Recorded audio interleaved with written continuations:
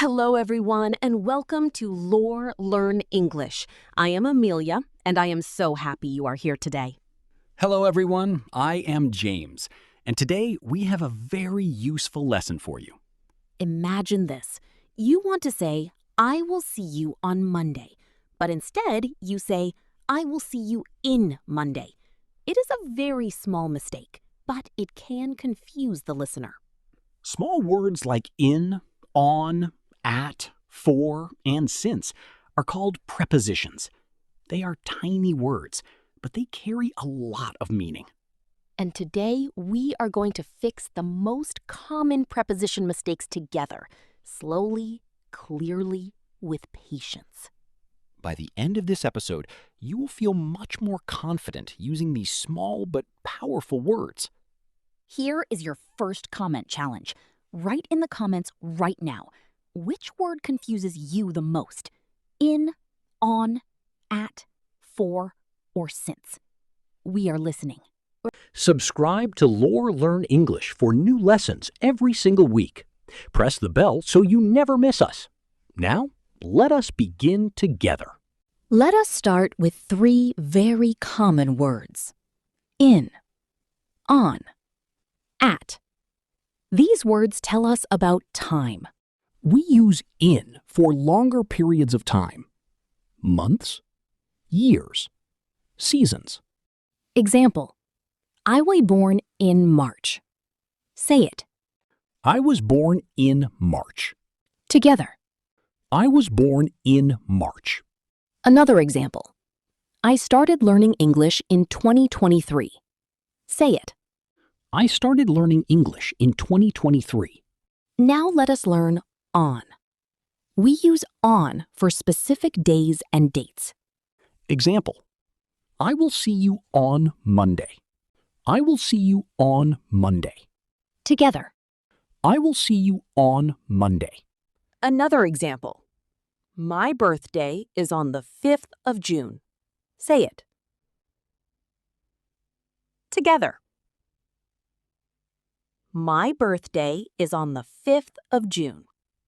Now, let us learn at. We use at for exact times. Example, my appointment is at 3 o'clock. Say it. Together. My appointment is at 3 o'clock. Another example, I wake up at 7 every morning. Say it. Together. I wake up at 7 every morning. Let us put it all together with one simple rule. In for months and years. On for days and dates.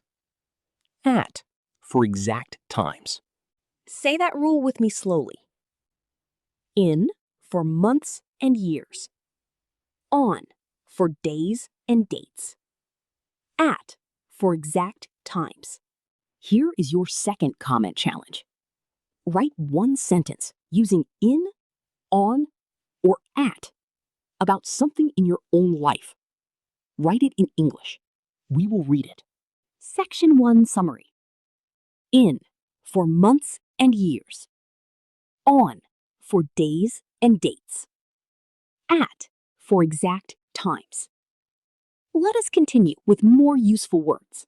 Now let us learn two more important words, for and since. Many learners mix these two words up. We use for when we talk about a length of time, a duration, how long something lasted. Example, I have been learning English for 2 years. Say it. Together, I have been learning English for 2 years. Another example, I lived in that house for 10 years. Say it. Together.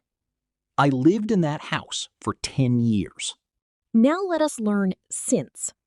We use since when we talk about a starting point in time, a specific moment when something began. Example, I have been learning English since 2023. Say it. Together. I have been learning English since 2023. Another example. I have known my best friend since childhood. Say it. Together. I have known my best friend since childhood. Here is an easy way to remember the difference. For answers the question, how long? Since answers the question, when did it start? Let us practice both together. I have lived in this city for 20 years. Say it. Together. I have lived in this city for 20 years. I have lived in this city since 1995. Say it. Together. I have lived in this city since 1995.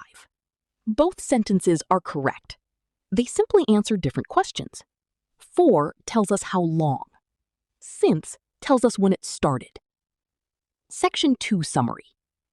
For is for a length of time. Since is for a starting point. You are doing wonderfully. Let us continue to our next words. Now let us learn 3 words for place. To, at, in. We use to when we talk about movement toward a place, going somewhere. Example. I am going to the pharmacy this afternoon. Say it. Together. I am going to the pharmacy this afternoon. Another example. She is traveling to visit her family. Say it. Together. She is traveling to visit her family. Now let us learn at for place. We use at for a specific point or location. Example. I am at the doctor's office right now. Say it. Together. I am at the doctor's office right now. Another example. We will meet at the coffee shop. Say it. Together. We will meet at the coffee shop. Now let us learn in for place. We use in when something is inside a larger area or space. Example. My grandchildren live in London. Say it. Together.